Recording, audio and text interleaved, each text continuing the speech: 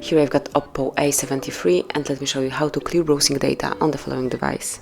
So at first you have to open the browser that we are using, in my case it is Google Chrome, then tap on the More icon and click on History right here.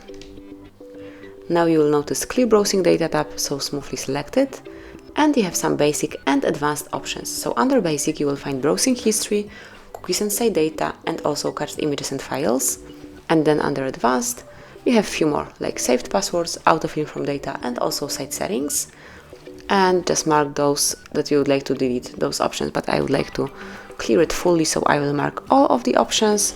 And finally just select the time range, so you can delete history from last hour, last day, 7 days, 4 weeks, or the beginning of time, and this is what I will pick, all time. Finally just click on clear data.